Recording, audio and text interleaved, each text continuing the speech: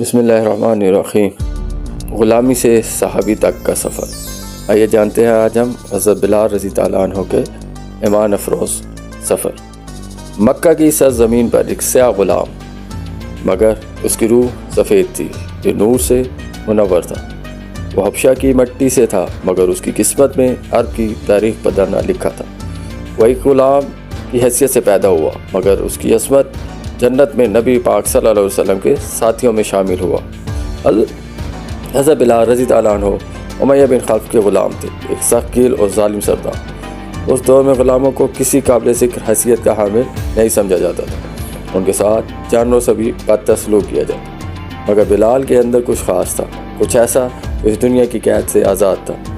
جب نبی اکرم صلی اللہ علیہ وسلم نے اسلام کی دعوت دی تو یہ روشنی حضرت بلال کے دل میں بھی اتر گئی۔ انہوں نے کلمہ پڑھا اور یوں وہ دنیا کی غلامی سے نکل کے اللہ کے بندے بن گئے۔ لیکن یہ راستہ آسان نہ تھا، تپتی ریت، جلتے پتھر، مگر جماعت پر آہت آہت۔ جب امیہ بن خلف کو معلوم ہوا کہ بلال رضی اللہ عنہ نے اسلام قبول کر لیا ہے تو اس کا غصہ آسمان کو چھونے لگا۔ اس نے بلال کو سزا دینے کا فیصلہ کیا۔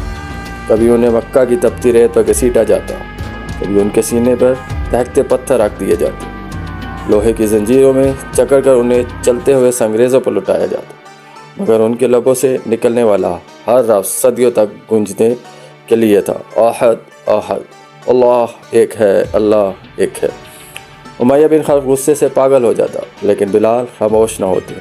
وہ مارتا، ستاتا، اذیت دیتا، مگر بلال کی زبان پر بس ایک ہی لفظ تھا، احد احد۔ یہ صدا صرف بلال کی نہ تھی، یہ ایمان کی طاقت کی آواز تھی جو آج بھی دنیا میں گونجتی ہے، آزادی کی قیمت اور جنت کی بشارت۔ یہ ظلم اور ستم اس وقت تک جاری رہا جب تک سیدنا ابو بکر صدیق رضی اللہ عنہ کو خبر نہ ملی۔ وہ فوراً امیہ کے پاس پہنچے اور کہا، یہ بلال کتنوں میں بیچو گی؟ امیہ ہنسا جیسے کسی بیکار چیز کا سودا ہو رہا۔ اس نے قیمت لگائی اور ابو بکر صدیق رضی اللہ عنہ نے فوراً ادائیگی کر دی۔ بلال رضی اللہ عنہ کو آزاد کر دیا گیا، مگر یہ آزادی صرف دنیا کی زنجیروں سے نہ تھی، یہ ایک بلند مرتبہ، ایک عظیم سفر کی ابتدا تھی۔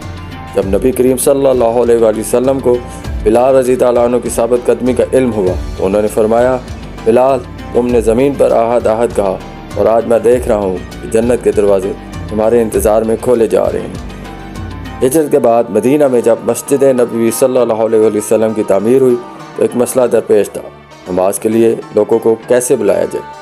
خواب میں اذان کے الفاظ نازل ہوئے۔ نبی کریم صلی اللہ علیہ وآلہ وسلم نے فرمایا، بلال یہ اذان دو، اور یوں وہی بلال جو کبھی غلام تھا آج اسلام کا پہلا مؤذن بن گیا۔ ان کی آواز جب فضا میں گونجی، اللہ اکبر اللہ اکبر، تو مدینہ کی فضائیں جھوم اٹھی۔ یہ وہی صدا تھی جس نے اہل مکہ کے ظلم کا سامنا کیا تھا، مگر آج یہ صدا اسلام کی پہچان بن گئی۔ جب مکہ فتح ہوا تو وہی بلال رضی اللہ عنہ جو کبھی ان گلیوں میں غلام کی حیثیت سے گھسیٹے جاتے تھے، آج نبی کریم صلی اللہ علیہ وسلم کے ساتھ فاتح بن کر داخل ہو رہے تھے۔ نبی کریم صلی اللہ علیہ وسلم نے فرمایا، بلال جاؤ کعبے کی چھت پر چڑھو اور اذان دو۔ اور پھر تاریخ کا سب سے حسین منظر وقوع پذیر ہوا۔